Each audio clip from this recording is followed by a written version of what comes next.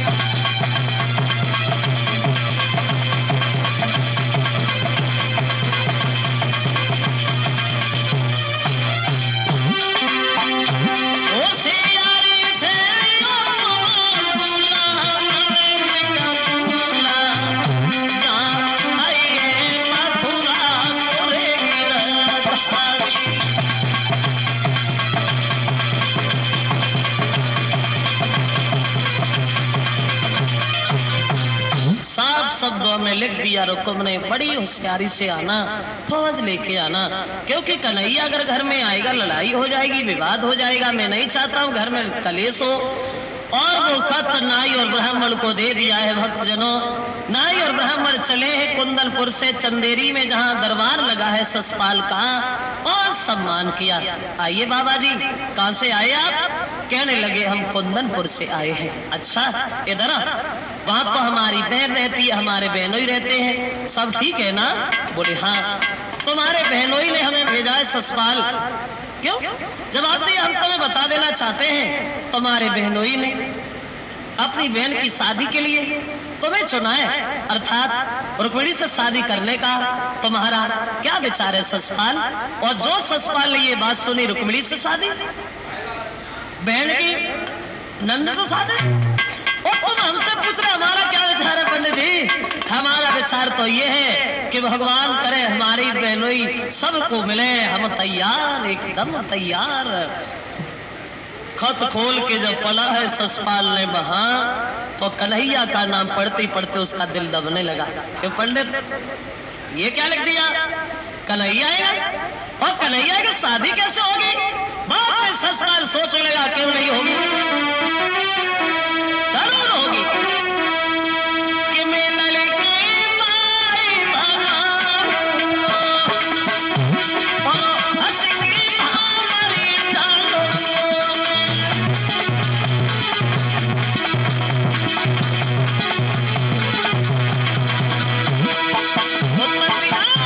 मैं लड़की माई भगवान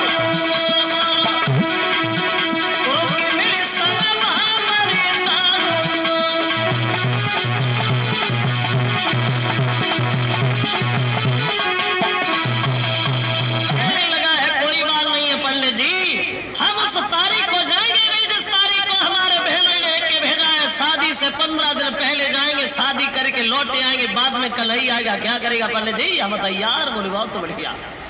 इधर नाई और ब्राह्मण चले आए वहां, और उधर ससुराल पहुंच गया है। अपने मौसी का लड़का दंत भद्र को इशारा देता है कि तुम फांस सजा। दंत भद्र इधर फांस सजाने लगा है। भक्तजनों, कैसी फांस सजी है ससुराल की वहां?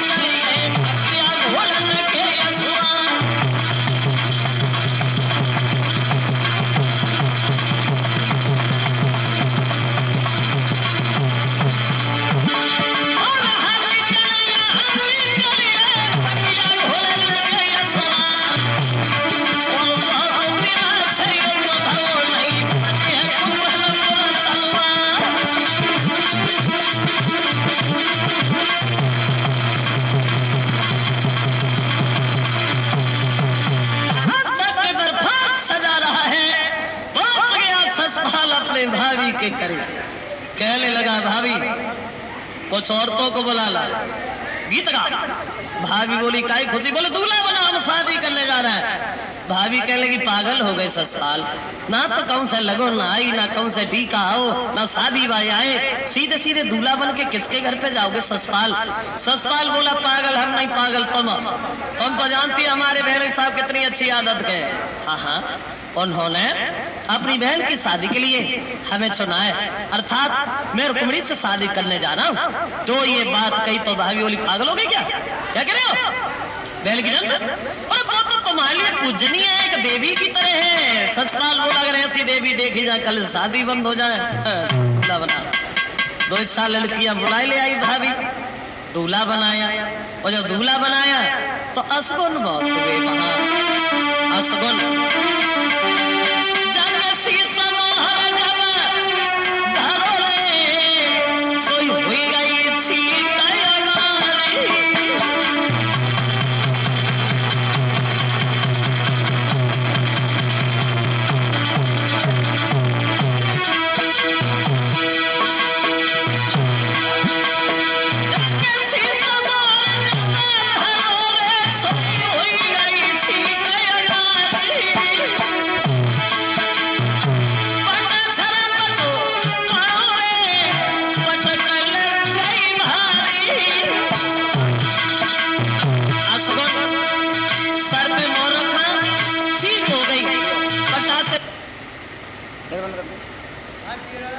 ससुराल गिर गई। और जैसे ही ससुराल गिरे एक लड़की बीच में हंसना शुरू हो गई। लड़की को हंसता हुआ देखा, ससुराल को गुस्सा आ गया। लड़की काहे को हंसी? अरे तू गीत बना।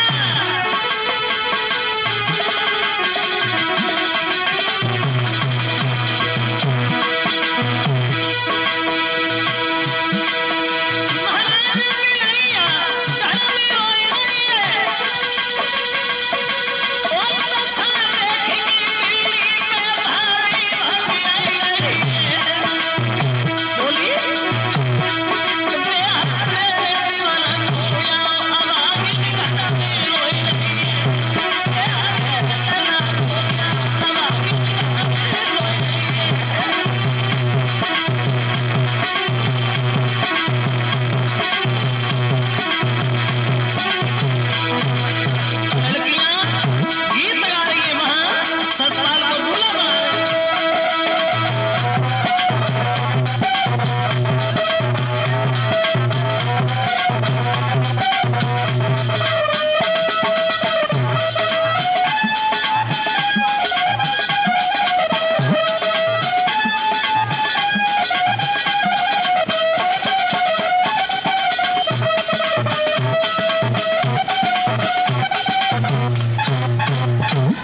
अपसगुनों को निहार करके भाभी समझा रही है, मान जाओ ससपाल, हमने ये सुना है कि कन्हैया आ रहे हैं और कन्हैया से मिलके तुम हरगिज नहीं जीत पाओगे, बड़ा हंसी होगी ससपाल, मेरी बात मानो, वहां नहीं जाओ। ससपाल बोला तुमने देखी नहीं है, हमने देखी है, हमारी बहन की नंद है, इतनी सुंदर है, इतनी सुंदर है, अंधेरे में बैठा दो तो दीपक जलाने की जरूरत नहीं पड़ती, दूर से चमक जाती है। क्या बोले? हाँ एक बात बताओ, दूल्हा बनने में कोई कमी तो नहीं रही?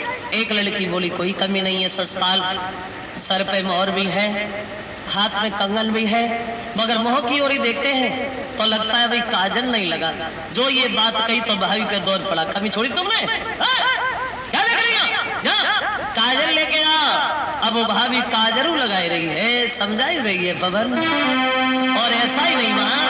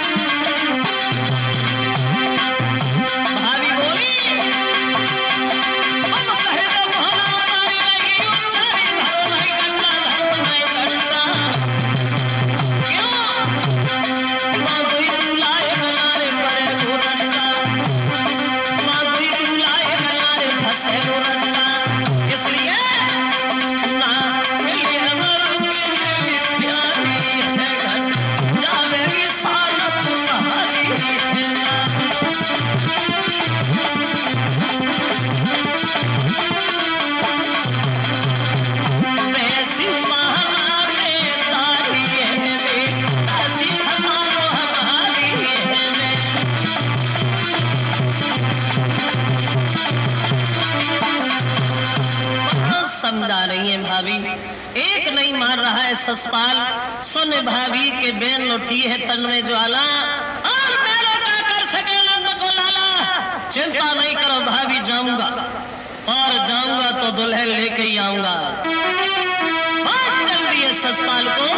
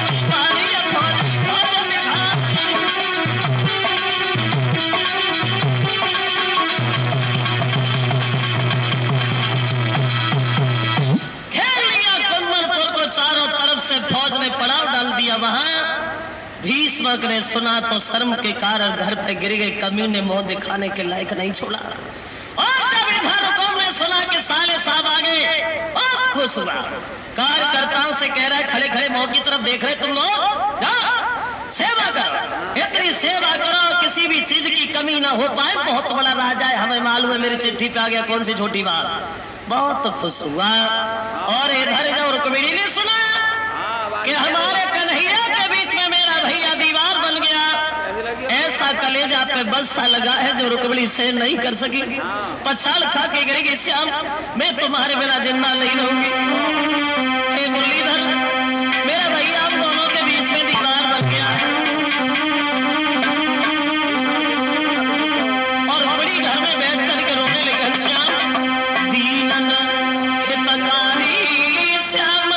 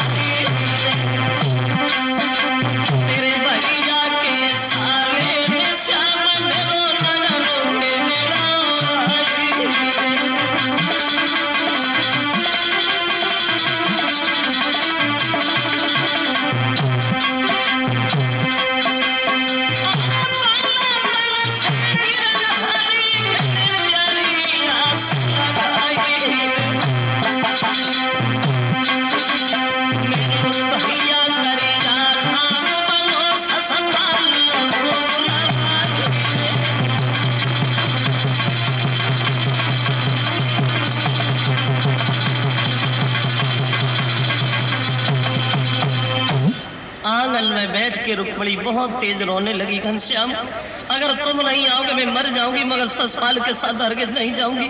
जहाँ बैठी बैठी रुक्मिणी रो रही है, अकस्मात वहां एक ब्राह्मण देवता का आना हुआ। आवाज लगाई, रुक्मिणी काहे को रो रही है? रुक्मिणी बाहर निकल के आई, ब्राह्मण देव मैं मर जाऊंगी मगर ससपाल के साथ हरगिज नहीं जाऊंगी। क्यों? तो बोली तो श्याम की दुल्हनिया घर से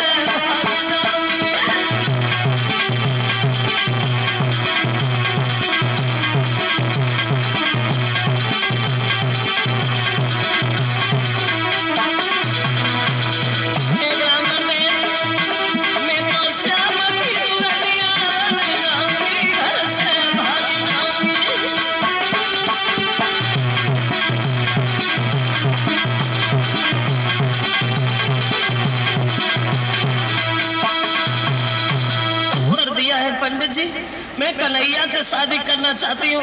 मेरा भैया मेरी शादी अपने साले से कराना चाहता है। ब्राह्मण देव, मर जाऊंगी मगर ससपाल के साथ हरगिज नहीं जाऊंगी। पंडित जी बोले, कन्हैया? कन्हैया को तुमने कहाँ देखा? बोली, ब्राह्मण देव मैंने खूब देखा है। कहाँ देखा है? जब वो यहाँ कभी आए नहीं। कहाँ देख लिया? कहने लगी, पंडित जी मैंने खूब देखा है। कहाँ देखा है? तो बोली कि मैंने सपने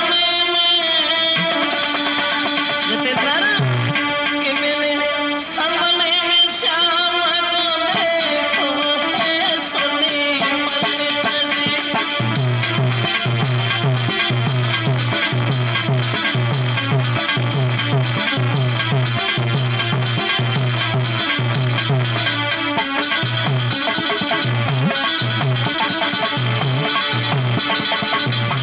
सपने में देखो कि कुछ बात हो भाई, बात हो भाई, क्या बात भाई? तो बोली, कहीं गए श्याम चिट्ठिया भेजियो,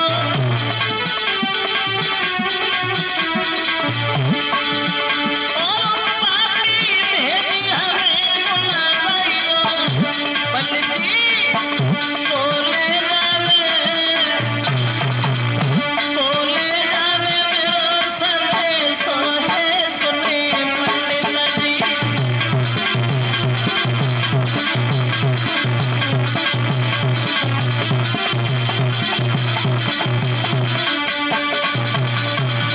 रुक्मिणी कहने लगी, ब्राह्मण देव भगवान ने मुझसे ये कहा था कि जब ससपाल बारात लेके आ जाए तो तुम हमारे साथ खत भेज देना, हम तुम्हारे साथ शादी करने जरूर आएंगे। तो पंडित जी बोली, फिर काहे को रो रही है? अरे खत भेज दिया होगा, आ जाएंगे, रो काहे को रही है?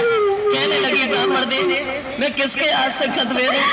जिसका सारा लेती वो सारा छूट जाता है। पंडित जी आप हमारे खत को लेके द्वारिका में चले जाओ। तो ये बात कही तो पंडित जी पीछे हट के बोले, पागल है? अरे हम कैसे पहुंच पाएंगे?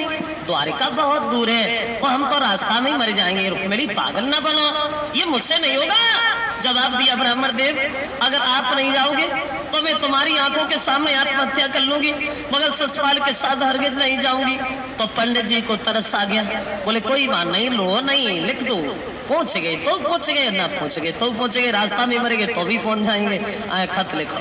और रुक्मिणी खत लिखने लगी, श्याम सुंदर मैंने हमेशा से तुम्हें अपना पति माना है मुरलीधर, मैंने हमेशा से तुम्हारी पूजा की है घनश्याम।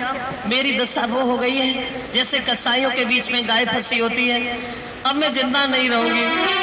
अब रुक्मिणी अपना खत लिखने लगी भगवान को।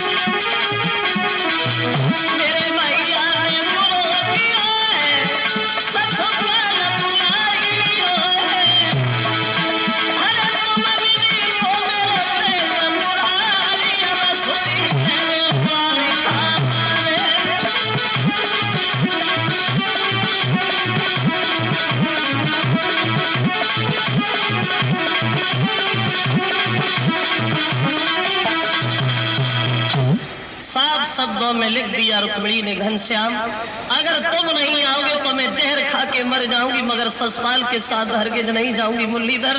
अब वो खत बूढ़े से पंडित जी को दे दिया, बोले ले जाइए। चले ब्राह्मण कुंदनपुर से और द्वारिका के लिए बुढ़ापे में जा रहे, धीरे धीरे कुछ गा रहे हैं और बना रहे पंडित जी, और बोले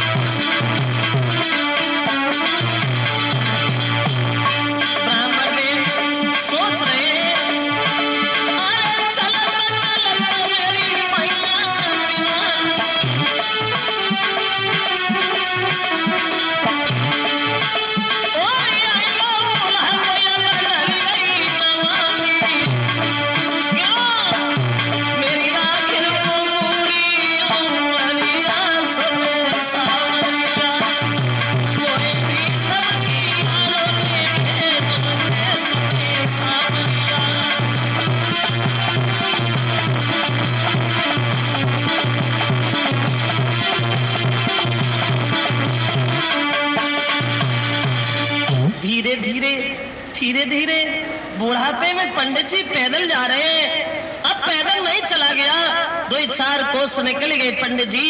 देखा अब मैं क्या करूं, अब नहीं चला जा रहा है। तो वहीं पास में देखा एक बड़ा सुंदर बगीचा है, विचार किया ला थोड़ा आराम करते हैं तब चलते हैं। और पंडित जी सोचा कि अब वो पारी बोले अरे तो पारी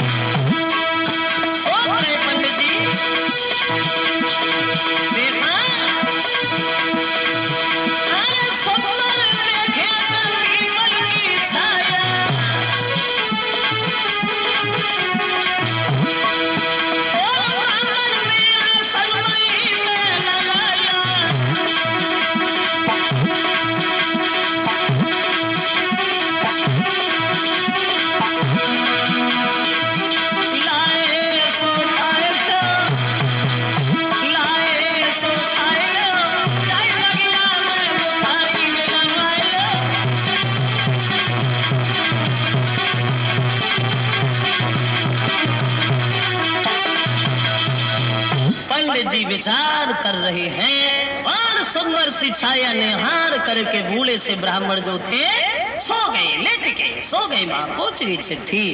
और अब यहां से आगे देखेंगे वॉल्यूम नंबर 2 में गुड्डू कैसेट कंपनी के सौजन्य से।